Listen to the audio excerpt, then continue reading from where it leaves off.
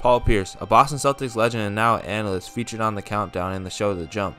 He had a great NBA career. He was an NBA champion in 2008 along with being the Finals MVP and also a 10-time NBA All-Star. And being a Celtics fan, I myself looked up to him as a hooper growing up.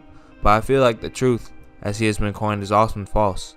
His analysis of other players and a lot of the things he says are just plain inaccurate, and he makes bold statements that leave me saying, is this guy serious? What's up, y'all? We back on another one. Be sure to hit that subscribe button if you're new to the channel or be watching my videos but haven't subscribed yet. Yes? I'm talking to you. Alright, now back to the video. So Paul Pierce, the longtime member of the Celtics who made up the original big three of himself, Ray Allen, and Kevin Garnett, averaged 19.7 points, 5.6 rebounds, and 3.5 assists during his career, where in his veteran years he played for the Clippers and the Wizards. Pierce was never an elite athlete but always found a way to get it done, such as a player like Steve Nash. It goes to show that skill is very important in the league, though I feel as we advance more and more years with athletes getting stronger, faster, quicker, and taller, being athletic may become a necessity to be in the league.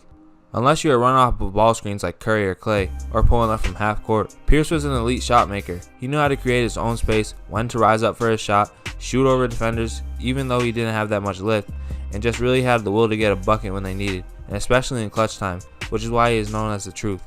On occasion, he would even pull off a sneaky posterizer that would get the crowd off of their feet.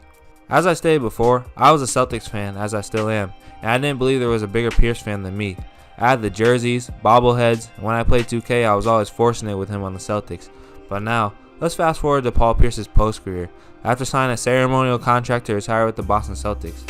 Let's just say he isn't letting the truth be set free. He actually had the nerve to say that Klay Thompson is not a better wing shooter than him because of in clutch situations, he was money in the bank. What, is he a better wing shooter?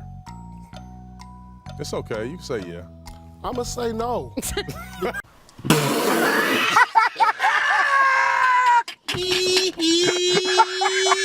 Huh?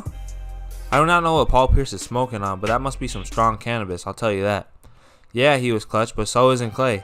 How are you even going to get that out of your mouth when over your career you shot 37% from 3, my guy, and Klay Thompson is shooting right around 42% from 3 for his career?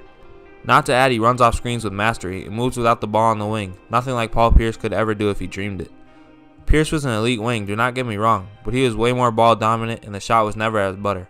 Klay has averaged the most points per game off catch and shoot until this year, 2018 to 2019.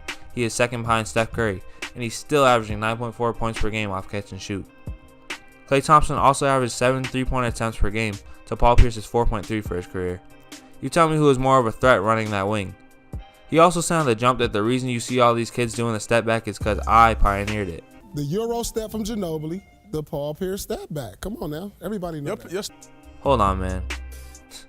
Gotta be kidding me, dude. Paul Pierce, the number 34 Paul Pierce on the Celtics, the one who looked like he would run a 6-second 40-meter dash.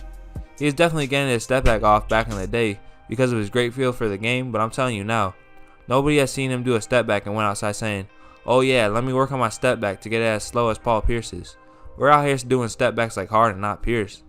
Man, you were a great player, but don't ever try to bring Luka Doncic either. His step back is elite. My man, you was creating space and getting your shot off barely, while dudes like Doncic and Harden just plain out make defenders look silly when they step back.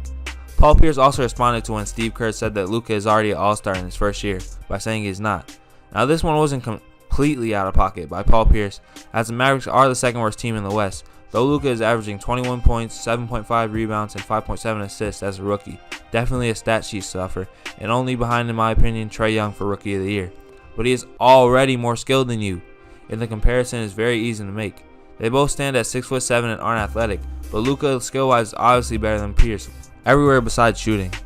I think with time his jump shot will be more consistent, only in his first year, and once the Mavericks figure some stuff out, he is without a doubt a perennial all-star. What are your thoughts on some of the things that Paul Pierce says as an analyst?